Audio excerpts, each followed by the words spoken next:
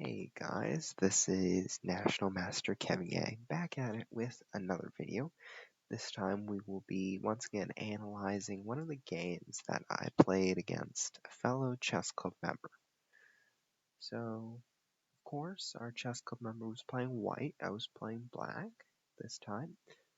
And so, I wanted to always mix it up, It's not always good if we show the same opening.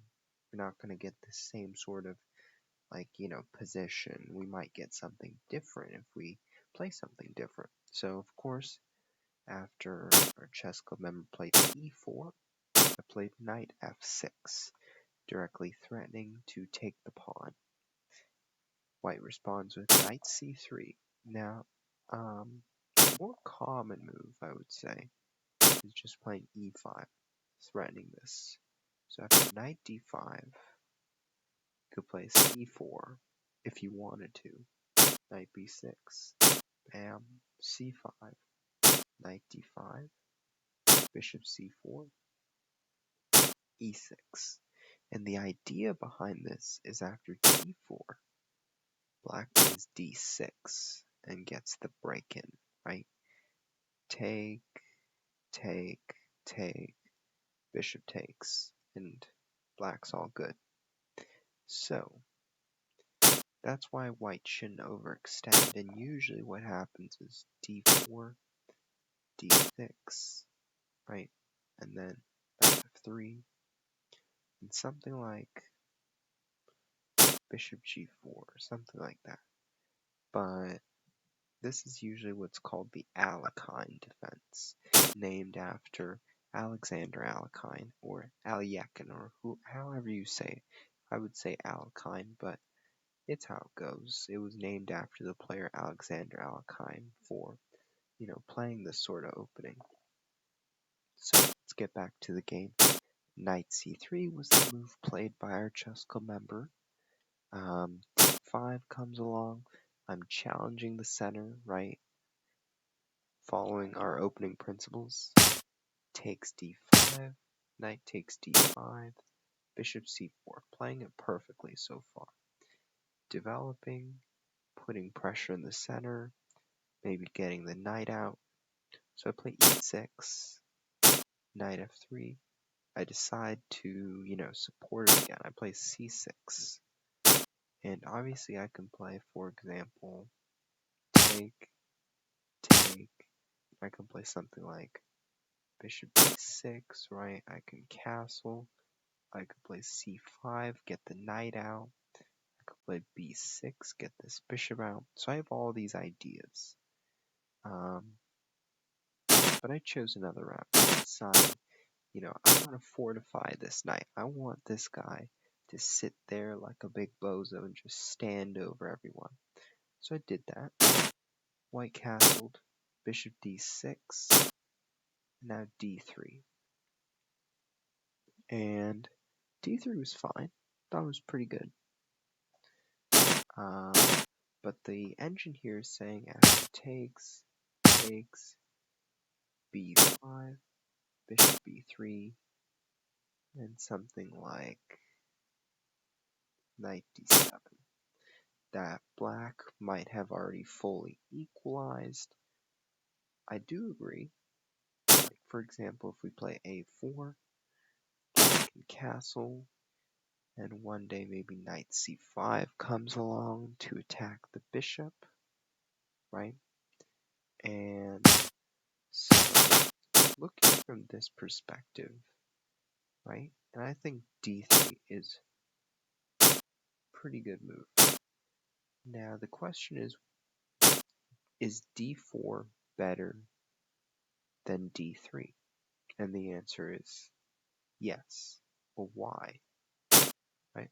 We saw in d3, we saw that takes, b takes, and we saw the b5 move, and the bishop can only come here, right? Now, preferably, you want the bishop here. And so d4, right? And if we do the same thing,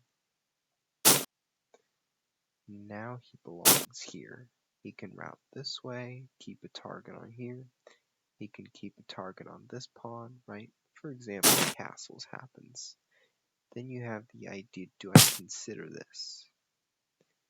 Right? Is this a good sacrifice? Knight g5, and after king g8, queen h5 wins the game. But you have to consider king g6, whether it's good or not. And here we might think of queen g4, but then there's f5, something like that. It's very risky. But let's say here, probably even knight g5 would work. g6, knight e4, keeping an eye on these squares, right? So it's already in white's favor if something like this happens, right? So I would suggest even that little small move, that small difference would make a difference, because that is knowing where the bishop wants to belong. So I guess a very good spot by the computer, but that's how it goes. So d3 happened, castled, not deciding to play b5, right? Then bishop takes d5. Well, I have to say this is a little bit of a mistake, and here's the reason why. The reason why is because this bishop here, it's not bad per se. It's decent, but we got to find ways to put it on the right diagonal.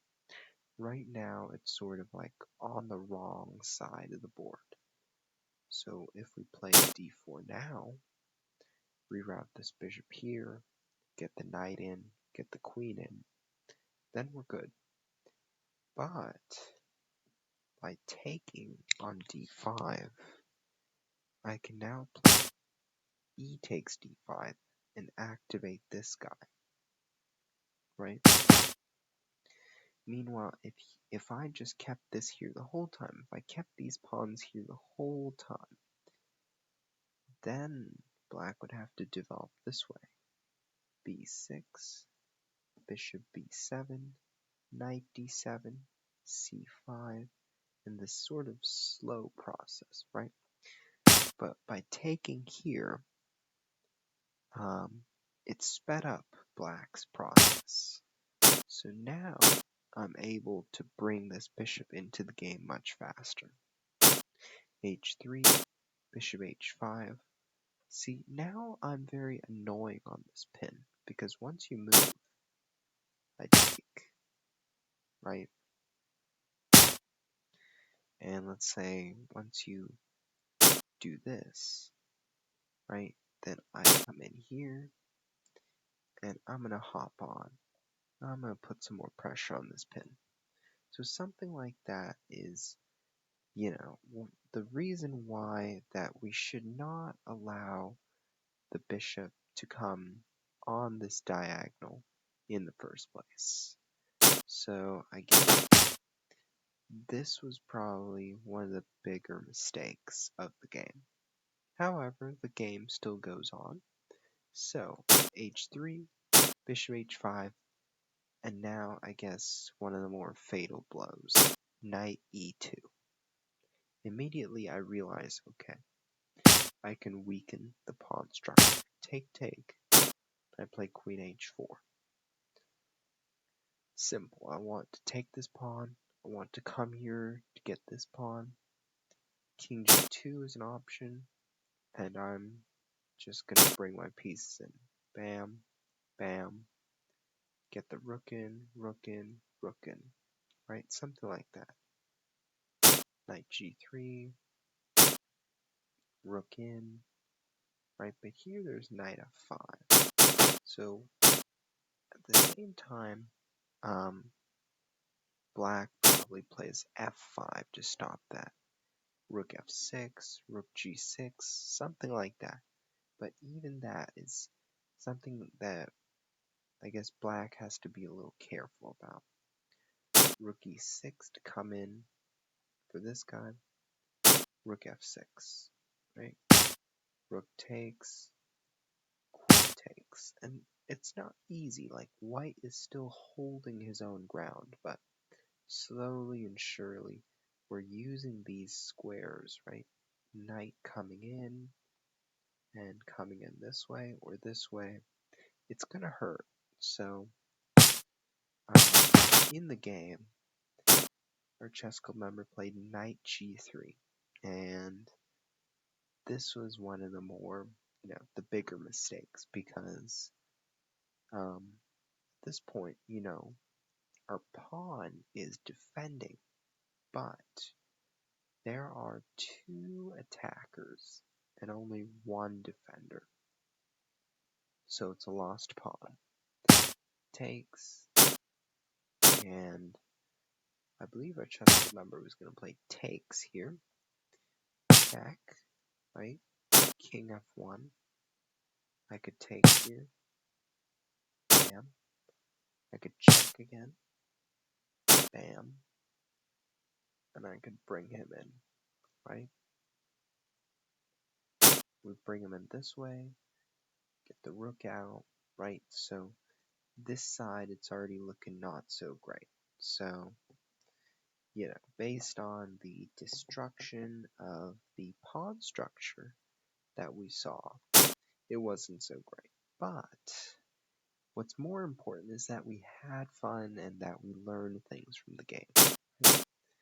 So one of the first things to do, this was all perfect, is, just the small d4, a little bit better than d3. Because as we saw, takes, e5, and now this bishop's sort of like, trapped in the dust. So compared to, so back, b5, bishop d3, now he's aiming on the right diagonal. Castles, well, not bishop takes, but knight g5, right? Something like this, and we're already okay. So castles, and this was another mistake, right? But we're learning from it, and that's the important thing, because it's about having fun, it's about enjoying, it's about exploring our own curiosities. So that's what I'm trying to promote here. Rook e1, letting this bishop develop wasn't so great, but it didn't end the game. Bishop h5, and now this gave me an opportunity to weaken the pawn structure, and this was like a mistake. And so, hopefully we learned some things from this video, but more importantly, we enjoy the game. And for people who enjoy the game, they usually, go in with a really good attitude, and they also come out the other end with an even